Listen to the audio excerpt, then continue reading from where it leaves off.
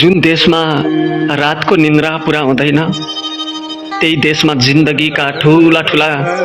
सपनाहरूलाई मनभित्र चिहान बनाएर एउटा मात्रै सपना सजाउनको लागि परदेशमा आएको मान्छे हुँ म। आमाले मैरीमा बालेको एउटा सानो दियो हेरेर ताराबाजी लैलै भन्दै खुसी हुने म अहिले रातभर झलमल्ल हुने शहरमा पनि मनलाई अन्धकार बनाएर बाँचिरहेको एक परदेशी हुँ म। आमाले मैरीमा बालेको एउटा